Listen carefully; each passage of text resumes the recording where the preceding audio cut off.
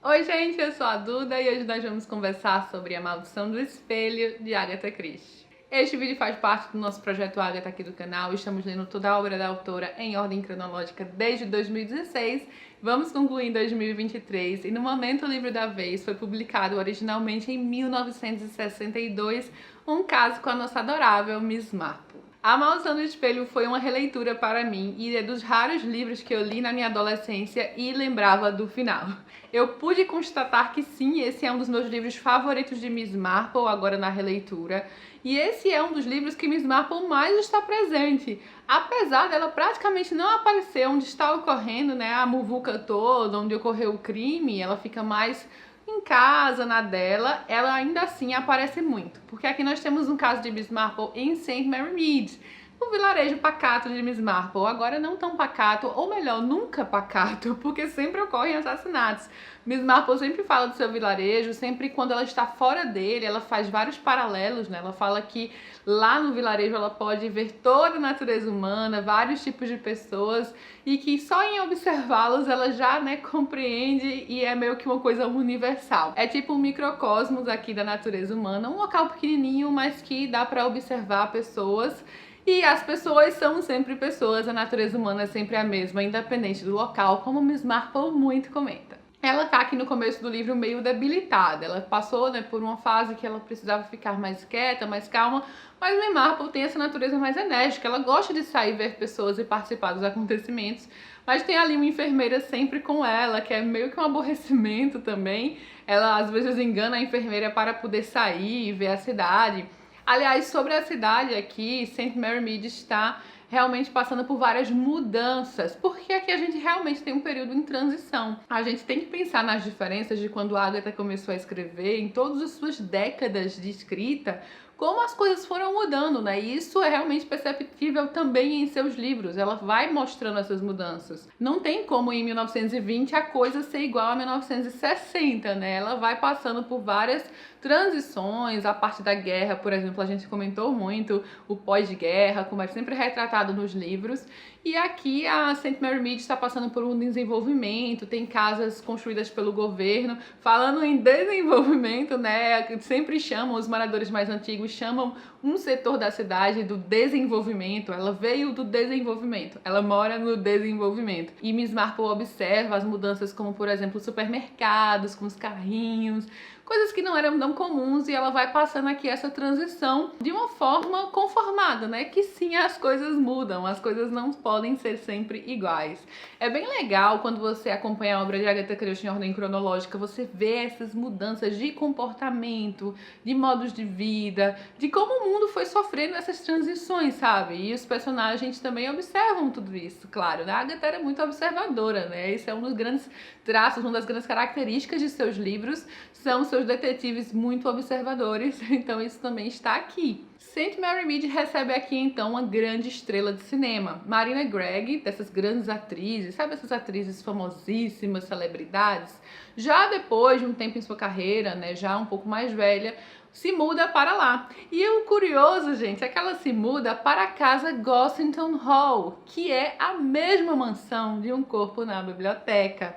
Quem lembra de Um Corpo na Biblioteca, hein? Nós já lemos no projeto. Quem morava em Gossington Hall era a Sra. Bantry, que é uma grande amiga de Miss Marple, que aparece inclusive, claro, no livro Um Corpo na Biblioteca e aparece aqui novamente.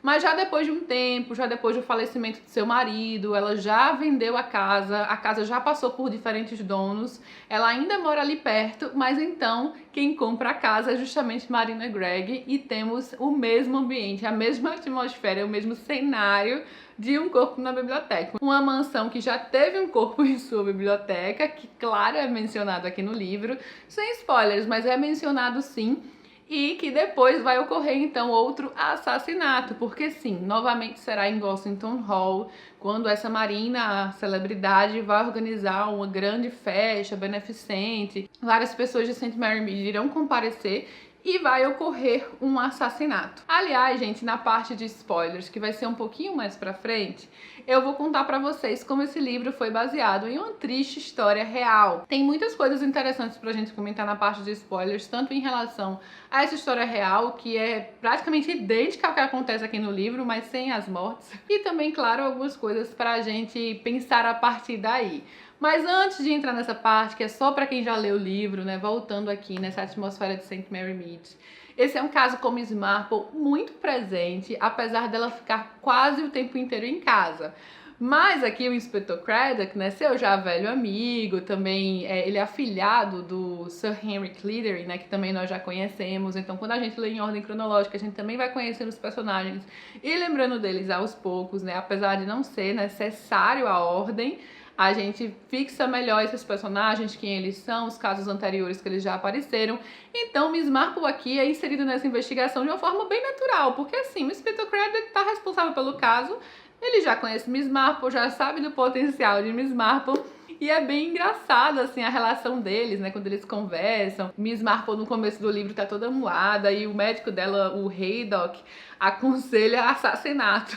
É muito louco, né, claro, mas é porque ele sabe que ela, né, tem essa mente muito perspicaz e alerta, e ela sempre acende, assim, quando ela está investigando um crime. Algo como Sherlock Holmes, né? Sherlock Holmes também tinha aqueles momentos que ele estava prostrado, assim, não fazia nada. E ele realmente acende quando tá investigando, fica naquela coisa mais frenética. Miss Marple também. Ela acorda quando ela precisa investigar crimes. Ela fica muito mais rosada, ela fica muito mais atenta, com os olhos brilhando.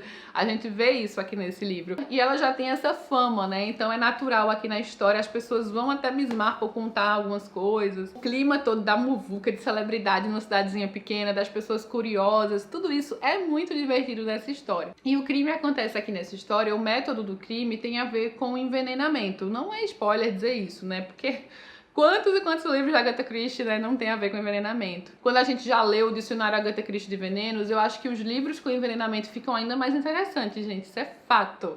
Tem vídeo aqui no canal sobre o dicionário Agatha Christie de venenos. E aqui, por exemplo, o veneno é, na verdade, um remédio que muita gente no livro toma, porque era aquele tipo de remédio para acalmar, para dar um gás também, assim, eram aqueles remédios que as pessoas realmente costumavam tomar, só que a diferença era a dose, a diferença para tomar normalmente ou para morrer. Muitos remédios são assim, né, mas alguns eram especialmente perigosos nesse sentido, vários foram descontinuados com o tempo, e a gente vê muito disso no dicionário Agatha Christie de venenos, e aqui é mencionado que esse remédio é tomado indiscriminadamente nos Estados Unidos. Na Inglaterra precisa de prescrição médica e tudo mais. Então aqui é muito bate muito nessa tecla, assim, que a casa era cheia desse veneno por todos os lados. Você podia encontrar em qualquer lugar, no banheiro, na cozinha, sabe, em tudo quanto é canto, porque basicamente todo mundo ali tomava esse remédio que é conhecido aqui como calmo, como uma espécie até de acalmar os nervos e ficar tranquilo, sabe, era uma coisa comum. Então ela fala muito sobre isso também, né, desses perigos, que só precisava, né, uma dosagem um pouquinho maior para tornar-se um veneno. E é um dos grandes desafios do livro, porque é tão fácil conseguir, estava tão à mão que qualquer pessoa poderia, né, ter ido lá pegar e colocar esse veneno numa bebida, por exemplo. Também acho esse um livro, assim, de Agatha pé no chão, sabe? Eu acho esse um livro em que Agatha mostra suas pistas, ela não as esconde, tá ali para o leitor. Eu considero um dos livros, assim, mais fáceis, digamos, de você identificar o que aconteceu, de você descobrir o final, porque as coisas estão ali e ele é mais pé no chão nesse quesito, sabe? Eu acho que é uma coisa, assim, mais... Eu ia dizer que é uma coisa provável, né, de acontecer, e no final das contas aconteceu, gente. Ele realmente é totalmente inspirado na história real. Bom, o título desse livro é inspirado num poema de Alfred Tennyson, que é muito comentado aqui, que tem muita relação com a história também. E esse poema, alguns versos desse poema você pode encontrar aqui logo na primeira página, na primeiríssima. E Miss Marple e a sua amiga mencionam algumas vezes esses versos e qual será a relação com a história. E aqui nós temos essa grande festa que a Marina Gregg vai dar na cidade. São vários convidados, um grande acontecimento, porém nessa festa ocorrerá um assassinato. E o assassinato de uma pessoa inofensiva, que não quer mal a ninguém, que é conhecida como aquela mulher extremamente solícita, que gosta de ajudar os outros. E temos o grande mistério de por que alguém ia querer matar essa mulher, ou será que era ela que as pessoas queriam matar, ou foi um engano. Todo esse rolo aqui na história, claro. E agora vamos entrar na parte de spoiler, gente, porque eu quero conversar com um spoiler com vocês, mostrar como realmente é inspirado numa história real, assim, é bem curioso. Quem conhece essa história real, com certeza vai descobrir o final do livro muito fácil, assim, fazer a relação. E que é uma história pública, né? Uma história que hoje em dia está mais no passado, então é mais fácil. Na época do livro, algumas pessoas provavelmente iriam fazer a relação. Então bora lá, se você ainda não leu, pula, tá? Vou deixar aqui um momento pra você pular e ficar livre dos spoilers. Vai ler e depois volta. Desde o começo do livro é muito mencionada essa questão da Heather Badcock, dela falando que era extremamente fã de Marina Gregg, como ela saiu de casa doente, contra a recomendação médica, colocou uma maquiagem e foi conhecer sua grande ídola. Uma coisa que aconteceu há muitos e muitos anos aqui na história, que ela tem muito orgulho, né, de ela ter simplesmente saído, enfrentado e ter sido um dos momentos mais incríveis da vida dela. Eu acho que a gente pode até pensar muito sobre responsabilidade social aqui, entrando nesse assunto, mas depois eu volto pra ele. Agora eu quero realmente fazer a relação com a triste história real. Porque sim, Marina Gregg é inspirada numa atriz verdadeira, a atriz Ginny Tierney, uma atriz que concorreu a Oscar, uma atriz super famosa no seu período. E essa atriz também ficou grávida, e numa das suas únicas aparições em que ela estava grávida, uma fã com rubéola queria muito conhecer sua ídola e saiu de casa para conhecê-la mesmo doente. Ela contaminou essa atriz. A atriz teve um filho com muitos problemas, cego, surdo, cheio de problemas de saúde, porque se você pega rubéola no começo da gravidez, há uma grande possibilidade de que o feto seja atingido pela doença e que haja consequências assim realmente desastrosas na saúde, no desenvolvimento do seu filho. Então, na vida real, isso aconteceu. Depois de um tempo, a Ginny Tierney também reencontrou sua fã, que contou pra ela essa história de como tinha saído doente e a encontrou em tal época. Então ela também soube quem a contaminou e a filha dela sofreu essas consequências pela vida inteira, né? Eu vi que essa filha que nasceu com vários problemas, passou muito tempo em instituições, morreu com 60 e poucos anos de idade, já em 2010. Então isso é uma história real. E quando você vê, quando você sabe sobre essa história real, você imediatamente, né, faz a associação com esse livro, porque é justamente o que acontece nesse livro. Só que aqui a Marina resolve matar a fã. Ela fica com tanto ódio quando ela descobre, saber que tudo isso aconteceu porque essa fã que está ali super feliz e saltitante está contando para ela com todo o prazer do mundo e orgulho o fato de tê-la encontrado doente e o fato desse encontro ter resultado nas doenças, nos problemas de seu filho, que ela é levada pelas emoções e imediatamente ali resolve envenenar e matar a fã. E aqui a Agatha, a todo momento, muito engenhosamente, ela vai tentando desviar a atenção do leitor para este fato, né? Porque ela já coloca aqui na história toda essa questão de não era a Heather que ia morrer, era a Marina, o drink era da Marina, né? Que era o drink dela, que ela deu para a Heather. É curioso que tem sempre nas histórias de Agatha Christie um personagem que descobre tudo e fala ali a verdade, só que é tudo tão junto e misturado que você não percebe. Como, por exemplo, aqui, o inspetor está aqui conversando, eu acho que é com aquela atriz, Lola Brewster, né? E ela menciona para o inspetor que é melhor tirar da cabeça a ideia de que alguém queria matá-la. Ela diz, não acredito nem por um momento, acho que quem quer que tenha sido pretendia matar a outra mulher o tempo todo, a que foi morta. E ela ainda fala que o inspetor fala que não pode tirar isso da cabeça porque aconteceu. Aí ela diz, o que quer dizer com aconteceu? Ninguém matou Marina, não é? Ou seja, essa personagem aqui na história vai direto ao ponto. Ninguém matou Marina. Quem morreu foi realmente a Heather Badcock. E toda a investigação, por boa parte aqui do tempo, vai nessa linha de investigar alguém que queira matar Marina. E não a Heather Badcock, que originalmente quem exatamente morreu. E no final das contas era isso. Ainda que o marido da Marina aqui, que era este homem extremamente apaixonado e devotado à sua esposa, soubesse desde o início. Ele era uma pessoa que estava até um pouco afetada aqui na história, parecia que ele estava sempre preocupado e tudo mais.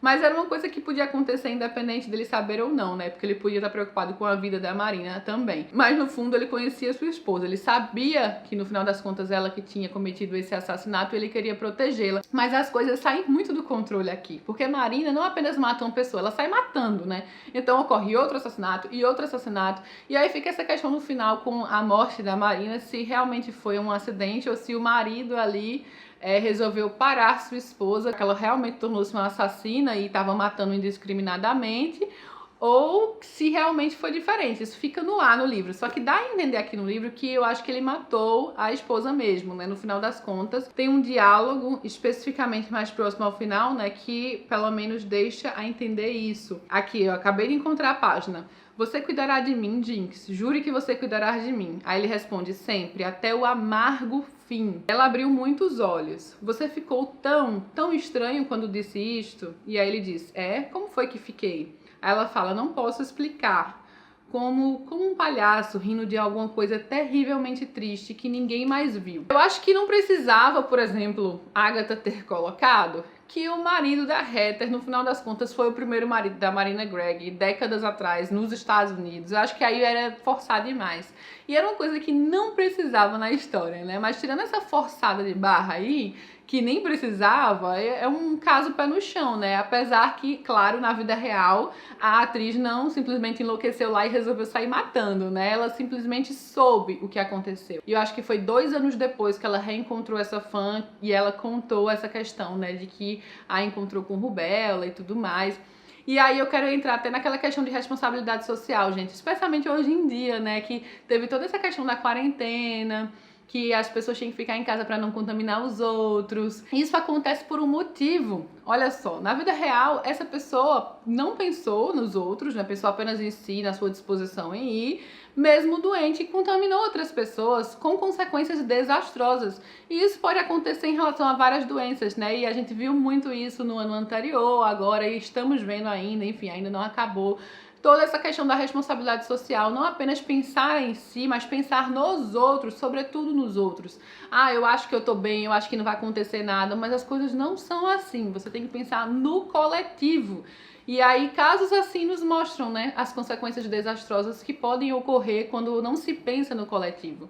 Essa personagem da Heather, eu fiquei com pena dela aqui na história, sim, era aquela pessoa egocêntrica. Desde que começou, você percebe que ela é egocêntrica, mas ela não era uma má pessoa, ela era uma boa pessoa. Ela se importava também com os outros, tentava ajudar, mas ela tinha aquela mente estreita, assim, de só pensar nela e como as coisas a afetavam.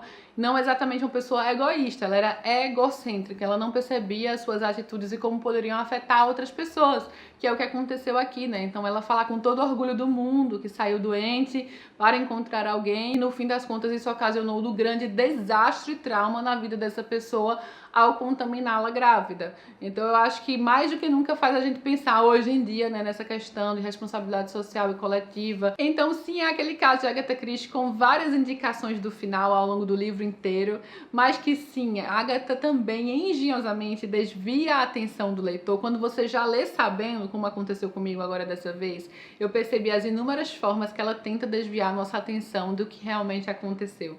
E ela faz muito isso, né? Até em relação àquela questão do olhar da Marina para alguém que poderia estar vindo, enfim, como se ela não tivesse escutado nada do que a Heather estava falando. E várias outras coisas, né? Como esse desvio, né, de quem seria a verdadeira vítima e por aí vai. Então, assim, é óbvio, mas ao mesmo tempo não tão óbvio assim, porque a Agatha é uma escritora extremamente talentosa e ela vai desviar sua atenção sim. Nesse livro há várias menções de outros casos de Miss Marple, não como spoiler, mas há menções a assassinato na casa do pastor logo no comecinho do livro, há um corpo na biblioteca, como eu já mencionei, até porque a mansão é a mesma, há o livro Os 13 Problemas, né, que é mencionado o Clube do Crime das terças-feiras, que ela tinha com o Sir Henry Clittering, que é o padrinho do Inspetor Craddock. Então é bem legal, porque você vai reconhecendo todos os livros que já passaram.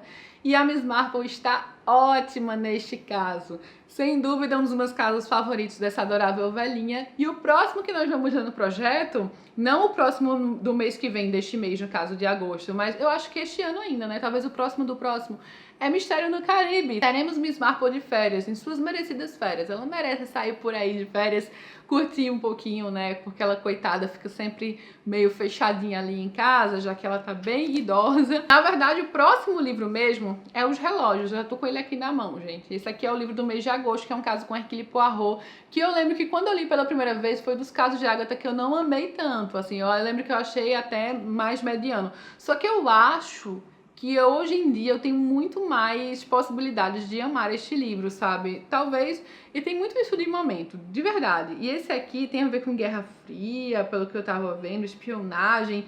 E eu acho que hoje em dia eu gosto mais de ler sobre esses assuntos do que quando eu era adolescente, quando eu li esse aqui originalmente. Nem lembro muito bem como é o caso, mas eu acho que há, sim, grandes possibilidades de eu curtir mais esse caso agora. Eu tô muito empolgada, de verdade, eu tô bem empolgada porque eu não lembro muito bem, só lembro que eu não amei na época, então eu quero muito saber o que eu vou achar hoje em dia. E esse aqui é o nosso livro de agosto. Eu sempre deixo a lista de obras completas aqui embaixo no box de informações, o link, tá? Então quem tiver curiosidade em saber quais são os próximos até o fim do projeto, é só conferir essa lista.